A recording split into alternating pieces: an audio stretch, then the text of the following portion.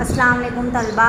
इससे पहले हमने सबक नंबर 2 जानदारों की दुनिया, उसमें नबातात और हैवानात में कौन कौन से फ़र्क होते हैं, नबातात और हैवानात में नशोनुमा किस तरीके से होती है, इसके बारे में हमने पढ़ा था।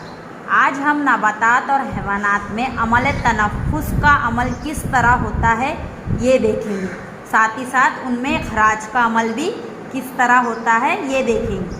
जैसे आप सभी को पता है, जानदार यानी हैवानात और हम इंसान, हम दोनों को ऑक्सीजन की ज़रूरत होती है ज़िंदा रहने के लिए। इस ऑक्सीजन को जब हम जज्ब करते हैं, जज्ब करते वक्त ऑक्सीजन हमारे जिस्मों में दाखिल होती है और कार्बन डाइऑक्साइड हमारे जिस्म से बाहर की जानिब खारिज होती है।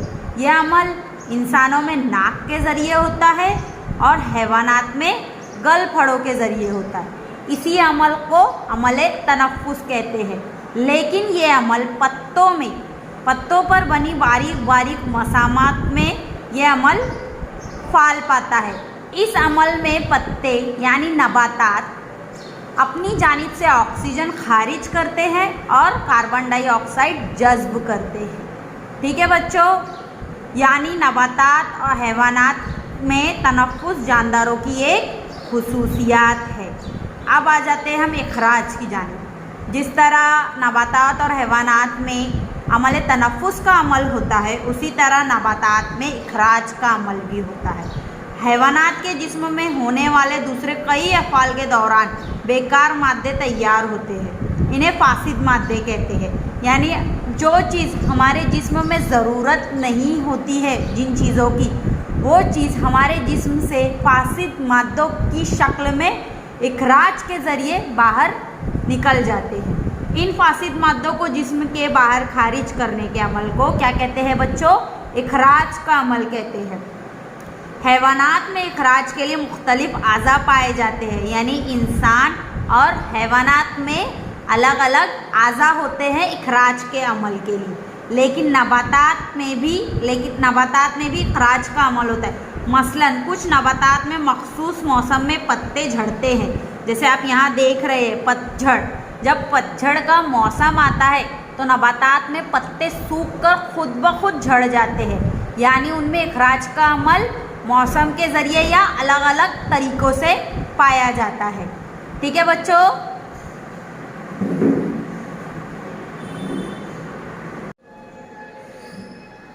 जैसे अभी हमने अमल इखराज और अमल तनफ़ुस के बारे में पढ़ा, अब हम अमल इखराज का एक अमल देखेंगे।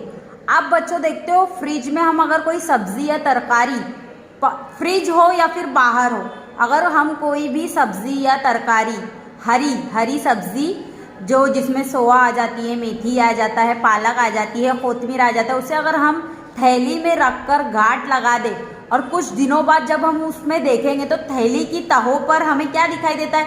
पानी जमा हुआ, हल्के छोटे छोटे बारीक बारीक पानी के बूंदें दिखाई देती है।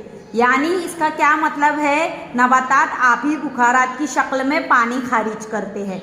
यानी इसकी क्या खुसूसियत है? अमल इखराज जानदारों की एक खुसूसियत है। उसी तरह बच्चों, हमारे आसपास हमने बहुत सारी ऐसी चीज़ें होती हुई देखी है जिसके होने पर हम अमल करते हैं, हम उसका जवाब देते हैं। जैसे सूरज की रोशनी जैसे ही हमारे आँखों पर पड़ती है तो हमारी आँखें बंद होने लग जाती है। हाथ पर अचानक से किसी ने चिमटी काट लिया या किसी गर्म चीज़ से हमें चटका लग गया तो हम थर्रा जाते हैं। उसी तरह पौधों में छुई मुई के पौधे को अगर आप हाथ लगाते हो, छुई मुई के पौधे को अगर आप हाथ लगाते हो तो वो सिकुड़ जाता है। फिर दिन डूबने के बाद जब रास्तों पर स्ट्रीट लाइट जलती है तो अचानक से उस रोशनी की जानिब बहुत सारे कीड़े जमा हो जाते। ऐसा क्यों होता है बच्चों? क्योंकि जानदारों में मुहर्रिक के जवाब में मुख्तलिफ अमल होते हैं। मसलन अगर हम गाय भैंस में, जो भैंसें होती है वो अगर तबेले में या कोठे में बंधी हुई हो और हम अचानक से वहाँ दाखिल हो जाए तो वो थर्रा कर उठ खड़ी होती है, यहाँ वहाँ भागने लगती है। यानी उन्हें एहसास होता है कि वहाँ कोई आया है। इस अमल को हम रद्द अमल कह सकते हैं या फिर जवाबी अमल।